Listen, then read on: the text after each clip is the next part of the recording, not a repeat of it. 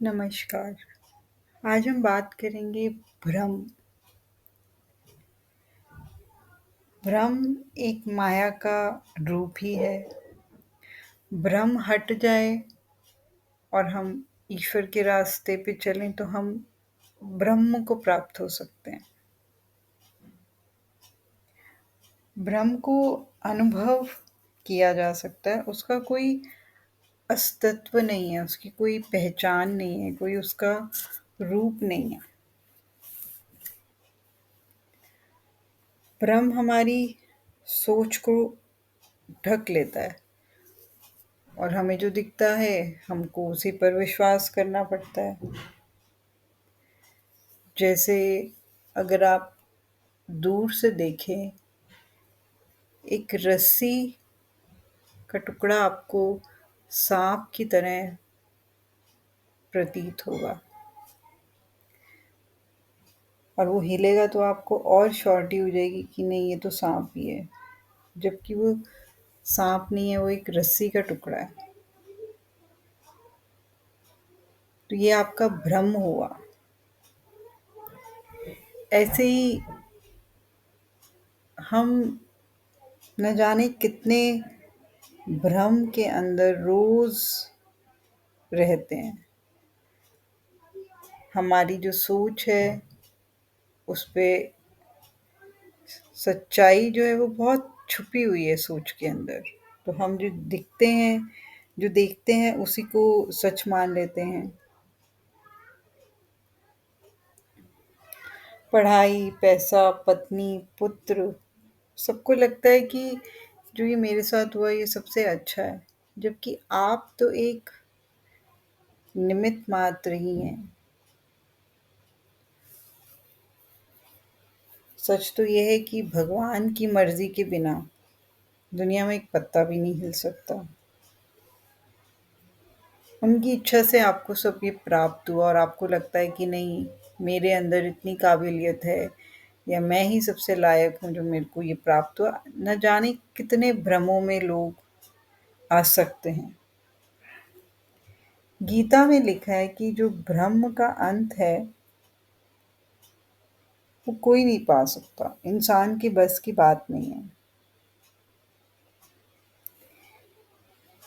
आप मेरी शरण में आ जाओ, भगवान की शरण में जाओ, तो भगवान इसको भ्रम को मिटा देंगे और फिर वो कुछ नहीं होगा, ऐसा बोला जाता है।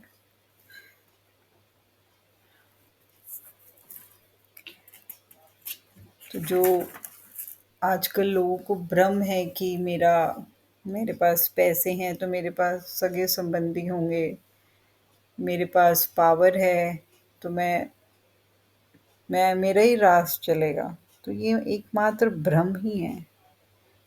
आपके पास पावर या आपके पास पैसा ईश्वर की कृपा से आ रहा है, वो ना कृपा करें तो आपके पास नहीं भी होगा। तो जो अभी आपके पास जो शो ऑफ करना या जो पावर की एक अथॉरिटी, वो भी नहीं रहेगी। इसलिए बोला जाता है ना कि अच्छे कर्म करो, ईश्वर के नाम का सहारा लो। सारा काम वही करते हैं। अगर आपको अभी भी इसमें कोई डाउट है तो कभी महीने में एक बार ज़रूर अपने आसपास जहाँ पे भी आप रहते हैं वहाँ के किसी क्रिमिनेशन ग्राउंड में चले जाएं, शमशान भूमि, और वहाँ पे किसी जलती हुई चिता को आप जब देखोगे तो ब्रह्म की जो असली गहरी उसकी बात है वो आपको आपकी आंखों के सामने आ जाएगी। तो जो हम माया में, घमंड में और न जाने कितने प्रपंचों में फंसकर अभिमान कर लेते हैं और आपको लगता है कि पैसा कमाना ही ज़्यादा इम्पोर्टेंट है, वो दूर हो जाएगा। जाना चाहिए, क्योंकि जब हम अपनी आँखों से देखते हैं ना, और ये सबके साथ होना है, सब जब अपना शरीर छोड़ेंगे तो सब उसी तरह से चिता पर लिटाया जाएगा और जलाया जाएगा।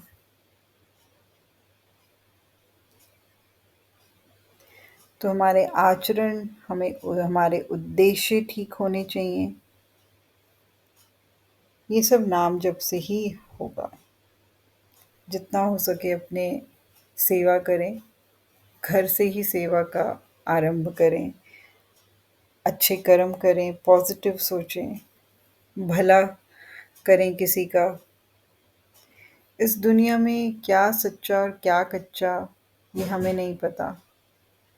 तो ही ईश्वर, आप ही हमें किसी सच के साथ जोड़ना और अपना नाम जप करवाना, जिसको भी आप मानते हैं। भगवान राम को, श्री कृष्ण को, माता को, शिव जी को या किसी और को।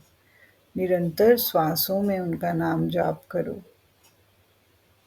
ये एक हमारे लिए नाम जप आजकल की कलयुग टाइम में टॉनिक का काम करेगा।